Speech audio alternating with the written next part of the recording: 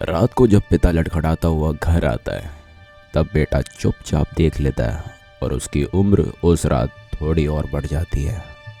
उस रात बेटा सोया नहीं क्योंकि उसने पहली बार अपने बाप को नहीं, नशे को घर आते हुए देखा था। जब पिता नशा करके घर लौटता है, घर में सिर्फ शोर नहीं आता, उस बेटे का भी बचपन वही ख़त्म हो जाता है। बेटा कुछ नहीं बोलता, बस देखता है और समझ जाता है कि इस घर में रहना खतरे से खाली नहीं है। उस रात बाप ने कुछ नहीं कहा पर बेटा सब समझ गया। बाप जमीन पर पड़ा सो रहा था और बेटा खामोशी से सोच रहा था, क्या मैं भी एक दिन ऐसे ही थक कर गिर जाऊंगा। उसने बाप का चेहरा देखा और सोचा, मैं इससे प्यार करता हूँ पर मैं ऐसा बनना नहीं चाहता।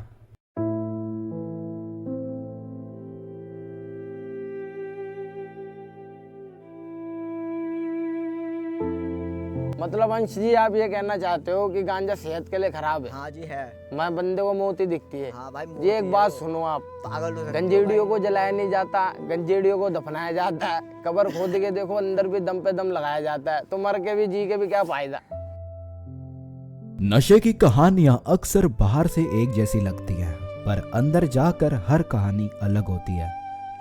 कोई अपने आप को दोषी मानता है, कोई अपनी किस्मत को और कोई अपने घर के इतिहास को। और वही कुछ लोग कहते हैं, जब घर में पहले से ही शराब थी तो उसमें उनकी क्या गलती थी। ये कहानियां रिपोर्ट में नहीं मिलती, ये तब सामने आती हैं जब वो खुद बोलते हैं।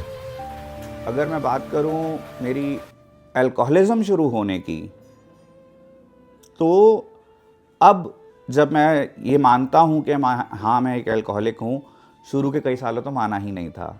शुरू के कई सालों तो ये लगता था घर वाले बस अपनी जान छुड़ाने के लिए डाल देते हैं। उनको मेरे से दिक्कत है जी। वो ये नहीं चाहते कि मैं उनके साथ रहूं, वो ये नहीं चाहते कि मैं जो काम कर रहा हूं वो मैं कर पाऊं। बस उनको ये लगता है कि और मेरे साथ ये था कि मेरे फैमिली में लोग पीते थे। मेरे दादाजी पीते थे, मेरे पैटर्नल फैमिली में, मेरे मैटर्नल फैमिली में people used to drink. Okay. And I used to always blame my mom कि आप मेरे को ही क्यों बोलते हो, मेरे को ही क्यों टोकते हो। Can't you see your side of family और dad side of family? जो लोग पीते हैं उनको कोई क्यों नहीं टोकता है। अपने सगे मामा को मैं बोलता था, मम्मी को बोलता था कि मामा जी को देख लो आप। ड्रिंकिंग और alcoholism are two different things. आधी दुनिया पीती है जी, बट हर कोई अल्कोहलिक नहीं बनता, हर कोई अल्कोहलिक नहीं होता। I consider my self an alcoholic because मैं कभी अल्कोहल के चलते एक स्टेबल लाइफ नहीं जी पाया। मैं जॉब्स करता था, मैं ये कहता था कि मैं काम कर तो रहा हूँ, आपको मुझसे दिक्कत क्या है, मैं आपसे पैसे नहीं ले रहा हूँ, मैं अपनी कमाई से पी रहा हूँ, प्रॉब्लम क्या है। नशे की शुरुआत हमेशा नीचे से नहीं होती, कभी कभी ये उन लोगों को पकड़ लेती है जिन्होंने जिंदगी में काफी ऊपर तक उड़ान भरी थी। लेकिन कुछ सालों बाद शराब सिर्फ एक आदत नहीं रहती, वो एक सहारा बन जाती है और फिर धीरे धीरे कंट्रोल हाथ से निकल जाता है। ये कहानी किसी एक प्रोफेशन की नहीं है, ये उस आदमी की कहानी है जो कभी आसमान में उड़ा करता था। I used to fly for Air Canada actually. I am a commercial pilot actually. And after that serving in like around for 4-5 years, I got into the habit of alcoholism. Yeah. At that point of time, I realized that it has to be corrected at some point. तो उसके बाद फिर मैं जब India station हुआ, जब मैं India वापस आया, फिर मुझे ग्राउंड जॉब में आना पड़ गया बिकॉज रेगुलर अगर अल्कोहल के साथ चलते आप you can fly. Bottle to throttle का जो रूल है वो भी 12 घंटे का रहता है एटलीस्ट, तो उससे भी ज़्यादा आप उसमें रहोगे तो नहीं कर पाते हैं। एक अफेक्ट भी पड़ता psychologically, you can do it and practically it's not possible. So फिर मैं ग्राउंड जॉब में आ गया, मैंने कहा चलो रिलैक्सेशन हो जाएगा मेरे को, बट उसके बाद भी फिर भी वो बढ़ती गई धीरे धीरे धीरे धीरे। विल पावर के सहारे तुम कुछ भी कर सकते हो, it's possible, yes it is possible. That's why I am sitting right now talking to you. Unless otherwise अगर मैंने डिसीजन ही नहीं लिया होता, अगर मैंने कोशिश ही नहीं की होती, और मैं आपको बता रहा हूँ कि at one point of time एक कैसा लाइफस्टाइल होता है कमर्शियल पायलट का, you can imagine. But there is no stoppage. Nobody is there to stop you. But you can do it whatever the way you want to do. The way you want to have, you can have it actually. But decision मेरा खुद का ही था. शुरू में थोड़ी सी तकलीफ़ हुई, दूर आए, छोड़ा मैंने, काम छोड़ा, सब कुछ छोड़ा. बट उसकी वजह से फिर विल पावर की वजह से मैंने अब गेन करना शुरू किया दोबारा से. Right now I am sitting talking to. Yes, will power together, will power के बलबूते पे आप कर सकते हैं, हो सकता है.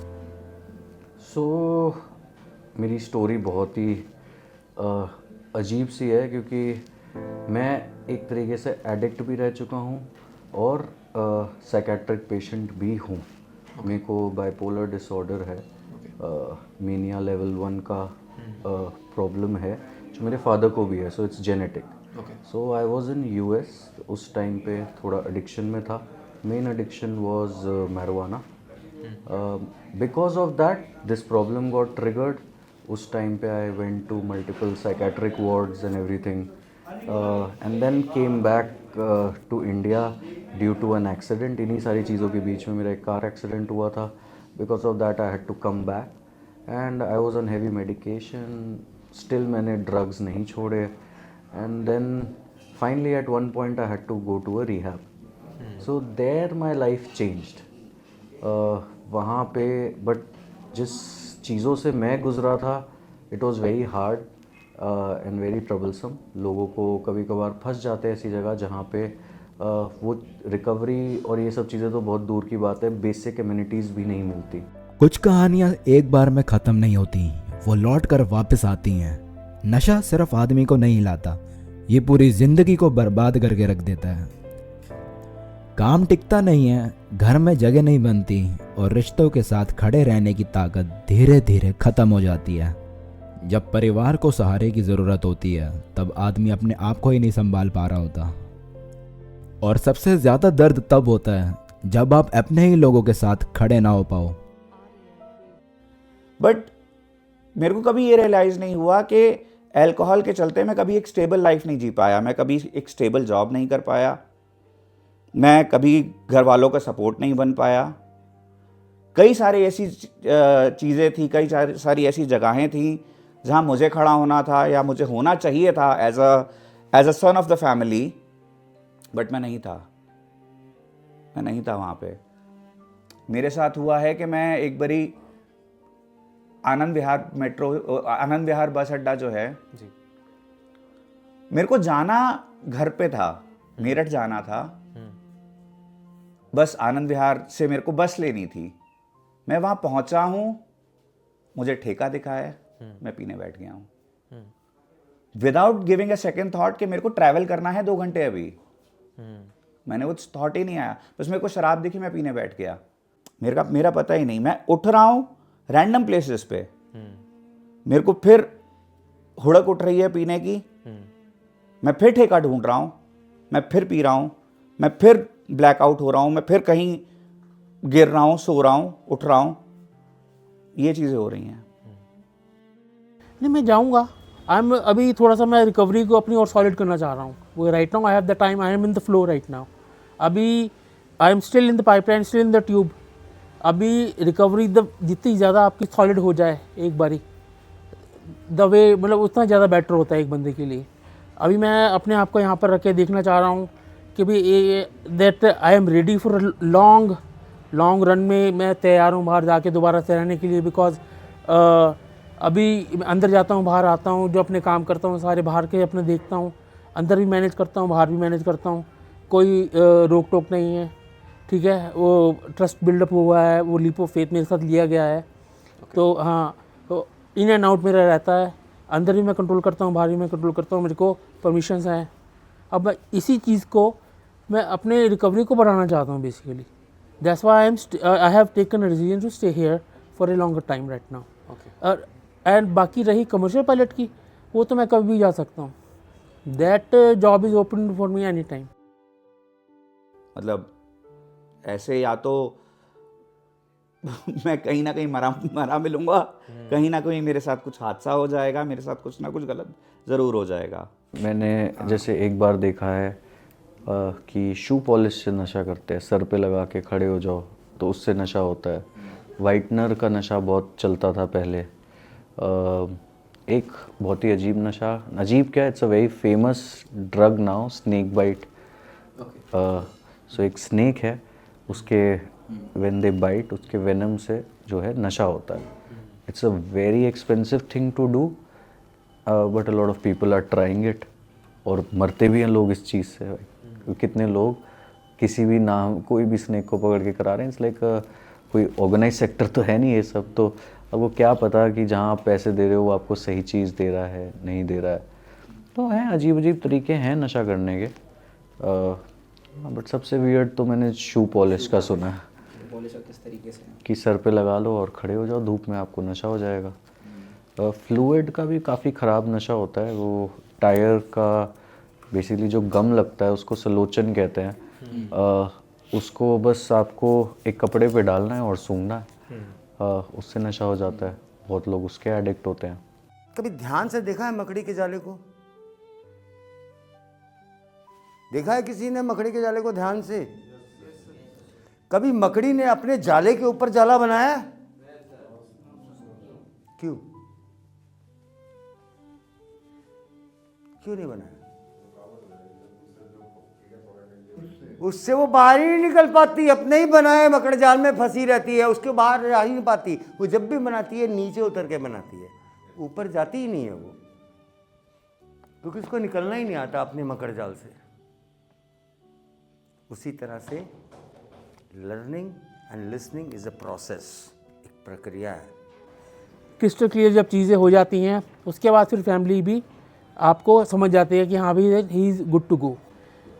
मोमेंटरली तो over the point of the time वह डलता था, जब डाला था। आपने एक पैक की बात करी, but most of the people in our society they know how to open the bottle, but they don't know how to put the कॉक बैक इन द बॉटल। उनको बंद करना नहीं आता जी। तो यही है। तो एक पैग से शुरू हुई कहानी कहाँ कहाँ तक पहुँचती है और क्या क्या बवंडर करवा देती है लोगों के साथ, फैमिलीज़ के साथ, क्या से क्या हो जाता है। ये मतलब कि हम उन लोगों को पता नहीं लगता, वो उनको रियलाइज़ तब होते हैं जब वो रिकवरी में आ जाते हैं जी। जब वो रिकवर करना शुरू कर देते हैं तब उनको रियलाइज़ होता है कि yes the blunder what I did it should not be done. हर लंबी आदत का एक पहला दिन होता है, अक्सर वो दिन याद भी नहीं रहता। वो बस एक उम्र होती है जब गलत और सही का फ़र्क पूरे तरीके से समझ नहीं आता। स्कूल के दिन, दोस्त और एक पहला घूंट, उस वक्त किसी को अंदाज़ा नहीं होता कि यही पल आगे जाकर पूरी ज़िंदगी का रुख बदल देगा। फर्स्ट ड्रिंक मुझे आज भी याद है। अच्छा, स्टार्ट ऐसे हुई कि मेरे घर में चलती थी। अच्छा, मेरे जो दादाजी थे वो एक आर्मी ऑफिसर थे, रिटायर्ड आर्मी ऑफिसर, तो ही यूज्ड टू ड्रिंक। तो मैंने कहा यार जब इनको कोई नहीं टोकता है और मेरे घर में एक नॉर्मल सी है शराब को लेके, तो मेरे को क्या प्रॉब्लम है, मैं अगर स्टार्ट कर देता हूँ। आई डेंट रियलाइज कि मैं बहुत जल्दी स्टार्ट कर रहा हूँ। I had my first drink when I was in the 10th class. मैंने फर्स्ट हाफ बियर का कैन लिया था अपने हम दो फ्रेंड्स थे, एक मैं और एक मेरा फ्रेंड। एक बियर का कैन लिया था, आधा उसने पिया था आधा मैंने पिया था। बजाय कि वो एक पैक पे जाने के उसको पहले ही रोक दिया जाए। हर चीज़ का एक टाइम होता है। एक कुछ लोग कोई डिसाइड करता है कि सेलिब्रिटी तौर पे, कोई डिसाइड करता है कि सोशली तौर पे, कोई अल्कोहलिक बन जाते हैं। तो वही है, if you don't know how to put the cap with the कॉक back on to the bottle, then alcohol is not for you, definitely sir. You should not do it, you should avoid it right away. जितना भी मैंने मेरा incident of alcohol intake रहा है, ठीक है, मैंने हमेशा ही एक सेलिब्रिटी तौर पे लिया है, सेलिब्रिटी ओकेजनली या सोशली तौर पे। मतलब I didn't took it for that I'm gonna fight I have to fight it out with I have to fight with somebody or I have to settle score with somebody। मतलब लड़ने के लिए नहीं, anguish करने के लिए, anger करने के लिए नहीं। और बस जबकि लोग करते हैं, मेरे को देखने को मिलता है, समझ में आता है कि हाँ भी लोग करते हैं लड़ने के लिए, झगड़ने के लिए, भाई दे नीड करेज, बिकॉज उनको लगता है कि भाई उसके बाद तो मैं शेर बन जाता हूँ। Basically things remain the same. and but the intensity, the degree of what they are doing intensified, वो बढ़ जाती हैं, उनको खुद ही नहीं समझ में आता. रिहैब का एक तो जो कॉन्सेप्ट है, it is a very beautiful concept. Therapeutic community program, 12 step program, they are all very nice to understand, learn, और उससे लोग बहुत रिकवर हो रहे हैं. बट इंडिया में क्या हुआ है, पीपल और rehab, I would say rehab owners और the people who are just seeing it as a money making business have done so many wrong things, जिससे अब लोग ना रिहैब में आने से डरते हैं. फैमिलीज़ भी जब मेरे पास कॉल आता है, सबसे पहला सवाल यही होता है, आप मारते तो नहीं हो. This is like a pet dialogue with every family who inquires कि आप यहाँ मारपीट तो नहीं होती, आप गाली गलौज तो नहीं देते, अच्छे से रखते हो. सो ओवर द ईयर्स हुआ क्या है, रिहैब को rather than understanding as a place to recover, जैसे आप कह रहे हो मेंटली, फिजिकली, स्पिरिचुअली, लोगों ने एक माइंडसेट बना लिया कि यार ये तो बस हमारे को डालना पड़ेगा, बंद करना है ताकि वो नशा ना करे. इसी रीज़न से बहुत लोग रिकवर नहीं करते, क्योंकि फैमिलीज इस माइंडसेट से, ये माइंडसेट से नहीं भेजती कि इनको रिकवर कराना है. जैसे मैंने कहा कि हर पीने वाला एडिक्ट नहीं बनता है. कुछ साइंस होते हैं जी, कुछ सिम्टम्स होते हैं. आपको खुद एज अ यूजर या आपकी फैमिली को अगर वो दिख रहे हैं, तब मैं कहूँगा रुक जाओ, मत करो, मत पियो, बर्बाद कर देगी, नहीं बचोगे. मतलब जिंदा भी रह जाओगे ना तो जिंदगी किसी काम की नहीं रह जाएगी.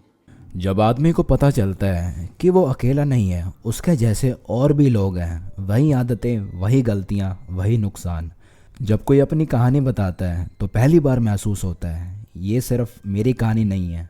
कभी कभी सुधार की शुरुआत दवाई से नहीं होती, वो तब होती है जब इंसान खुद को दूसरों में देख लेता है. Definitely, Alcoholics Anonymous meets do help, because there when there you go now, you see people like you. Because at the point of time when you started the alcohol, you see the same people over there sharing their experiences with you. And when they seek help over there, when they see the need of help has to be provided, and when you share your recovery experience with them, you feel more stronger, more the empathy grows within with the people. कुछ लोग नशे को कमज़ोर समझ लेते हैं, पर जो इससे लड़ने की कोशिश करता है उसे पता चल जाता है कि ये कितना ताकतवर है. शराब से लड़ना ऐसा है जैसे अपने से कई ज़्यादा ताकतवर किसी चीज़ के सामने खड़े हो जाना, और जब आप उससे हार जाते हो तो गुस्सा बाहर नहीं जाता, वो घर के अंदर ही रह जाता है, कभी माँ पर, कभी बाप पर, कभी भाई पर. अगर आपको थोड़ा साइंटिफिकली चीज़ें बताऊं, डोपामीन होता है. जब इंसान ने कभी नशा नहीं करा होता, उसका डोपामीन लेवल एक मेंटेन्ड होता है. हैप्पीनेस है तो बढ़ता है, सैड है तो थोड़ा रिड्यूस होता है. जब वो फॉर एग्जांपल कोई इंसान नशा करता है तो उसका डोपामीन लेवल ना एक झटके में ऊपर चला जाता है. फर्स्ट टाइम जो नशा कर रहा है उसका अचानक से ऊपर चला गया, तो उसको ऐसी फीलिंग आ गई जो उसने कभी फील ही नहीं करी थी. नेक्स्ट टाइम जब वो नशा करता है फिर वही हुआ.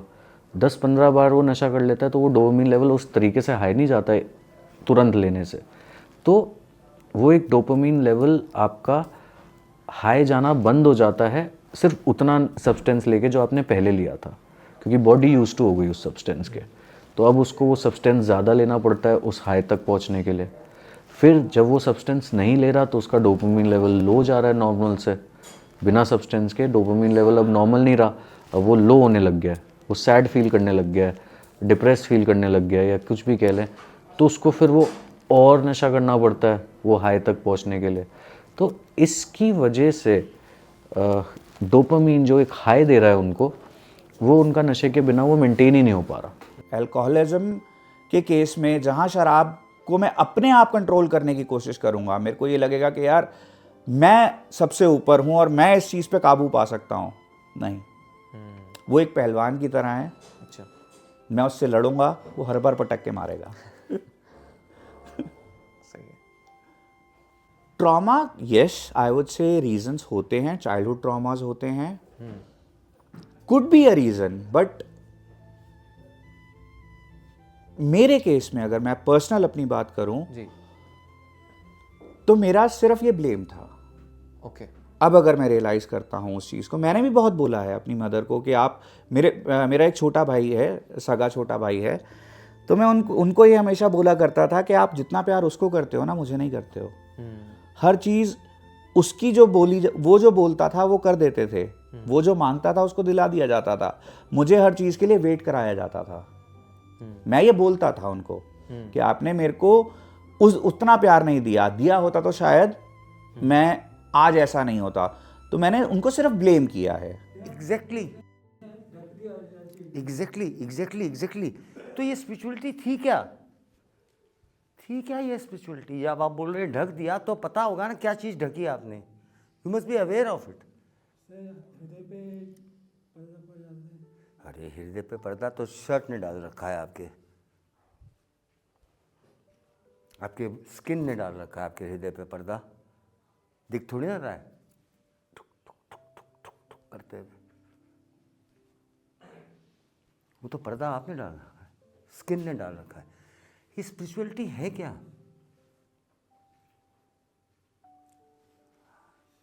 हाँ भाई दिग्गी राजा,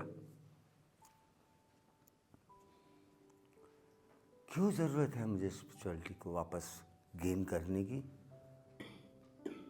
क्योंकि मैं अपने मॉरल वैल्यूज, एथिक्स को भूल गया। सुनने पे काम ही नहीं कर पा रहा क्योंकि मैं भूल गया। पापा ने कहा था चोरी मत करना, पापा ने कहा था बड़ों की इज्जत करना, मम्मी ने कहा था बड़ों का मान सम्मान करना, दूसरों से प्रेम रखना, एक दूसरे के साथ भाईचारा रखना, भेदभाव मत करना, उसको छोटा मत समझना, उसको बड़ा मत समझना।